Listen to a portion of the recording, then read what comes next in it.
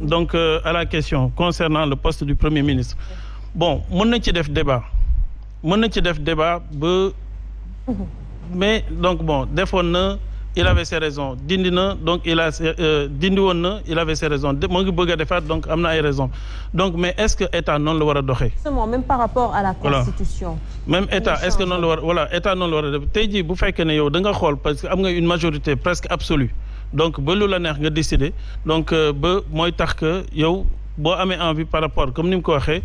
El Malick que damay xool man li ma arrangé par rapport ak sama agenda donc ma xool ma ne donc lii dama koy def léegi j'impose une modification de la constitution donc Sénégal yi ci des donc ñoom seen avis fan lay compter. C'est la grande question. Voilà. Que tout le monde seen avis fan lay compter. Donc moo tax que am na yenn yi nga xam ne dañ ko war a encadrer donc la constitution warul nekk benn affaire bi nga xam ne dafa nekk affaire de kii rek donc affaire de feeling tey daf may arranger ma def lii donc arranger mo suba ma def le contraire mais nag donc bon je pense que bu fekkee ne bëgg na ko delloo aussi débat bi mën na am parce que mënul ñàkk mais nañ ko bàyyi ñu xool. Alors Omar Faye est-ce que mën nañ jàpp ne que le président de la République a un agenda caché en faisant tout cela? D'abord je veux dire que il faut que xam ne Sénégalais ñu amul culture gérer ay constitution amuñu ko ñun. Comment ça? Rares sont des Sénégalais yoo xamante ni dañuy laal constitution ñu kaas ku ci gis mu kaas. boobu yokk nañ ceeb bi diwlin bi nga profité ci ñu ngi modifier constitution nga génn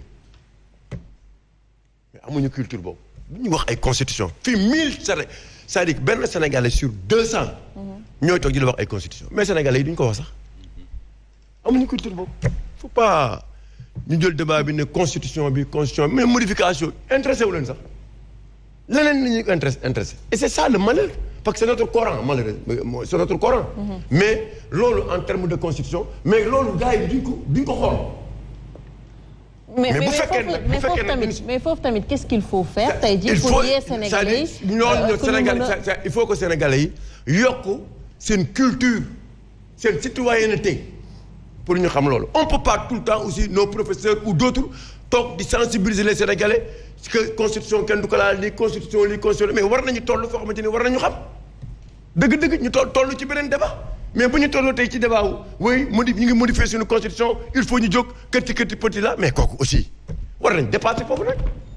ñun ñoo war a am fulla am fayda ak ku mu mënti doon bu ñu ñëwee bëgg a laal constitution boo ñu waxul lu leer ñu ne doo ko laal mais dis au Sénégalais que nous sommes en train de changer notre constitution parce que dañu bëgg faire revenir le poste ministériel personne ne va sortir personne xamuñu ko sax le poste de premier ministre c'est un poste qui est important dans ce pays man ci li ma jàpp mais nen na ay déclaration de politique générale mënoo ko def sans premier ministre tu ne peux pas tu ne peux pas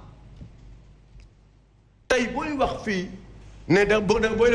bëggee taxaw ne da nga bëgg a def motion de censure foo koy defee avec qui tu vas le faire tu ne sais pas xamoo ko même motion de confiance koo koy defal au contraire le poste de premier ministre ça renforce même les pouvoirs de l'Assemblée nationale voter loi contrôler l'action du gouvernement mais aller faire une évaluation de politique publique comment on peut le faire comme ça dans ces conditions assemblée defuñu sax amuñu liggéey bu ñu def sax amuñu ko ñoom li nga xamante ni mooy seen prérogative ñoom fu mu nekk nii mënuñu ko def kan la ñuy saisir quand on a besoin d'un ministre wala parfois xamuñu ko sax alors que nous parfois on a besoin de savoir maintenant mbir mi nag mbir xam nga lan mooy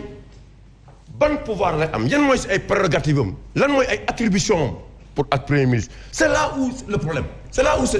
se trouve le problème parce que président mën na toog fële occupé wu ci yeneen mais il faut avoir un premier ministre boo xamante ni par rapport à ces ministres day am benn pouvoir bi mais tey da ngay gis un ministre boo xamante ni ne localité bi moo ko gagné bu ko premier ministre waxee du ko déglu parce que amuñu fii ñëpp xam nañu ne l'administration sénégalaise c'est une administration tellement politisée de sorte que tey tu vois un directeur de société bu taxaw mu dépendre ci tel ministère ministre bi bu ko waxee du ko déglu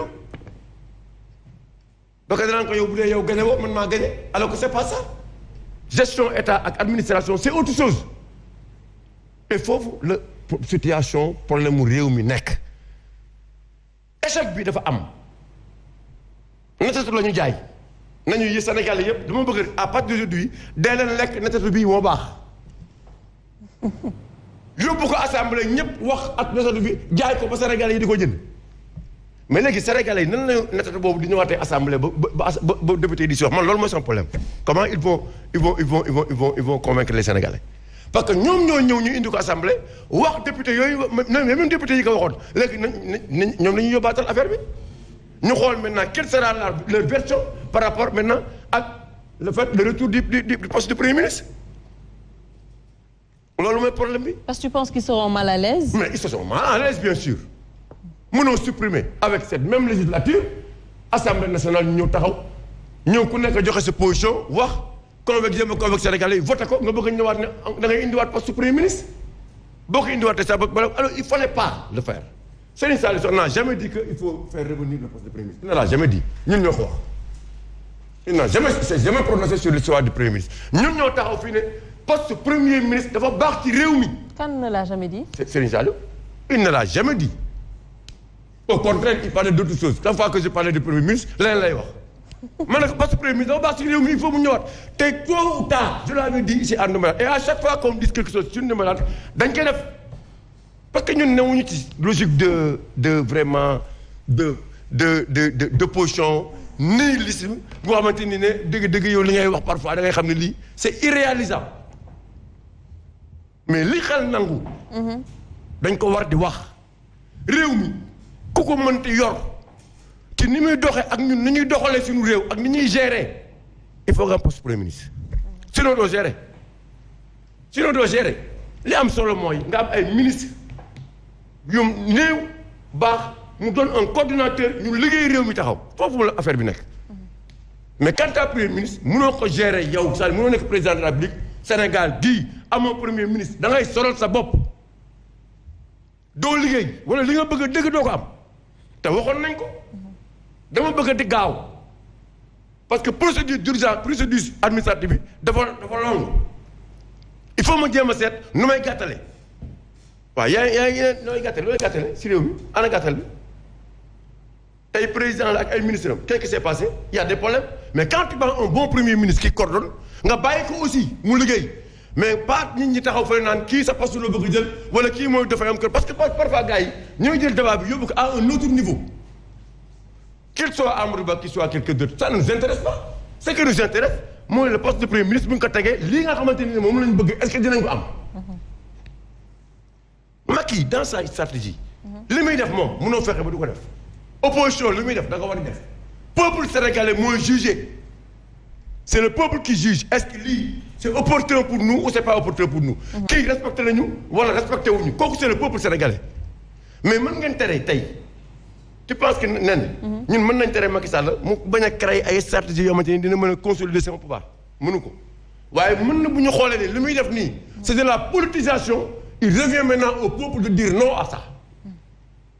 peuple boobu nag sensibilisation yi foofu la jar a taxaw que ça soit Macky Sall que ça soit quelqu'un d'autre pour que dorénavant que bu nit waxee dara ne lii dama koy def pour askan wi même s'il y a une erreur wala nga bëgg rectifier il faudra que tu t'adresses maintenant à ton peuple mais mënuñu taxaw rek parfois jël benn décision ñëpp d'accord ci nga xëy suba changé war ko comme ça sans pour autant que tu expliques au Sénégalais le pourquoi de tout ça te loolu dafay poser problème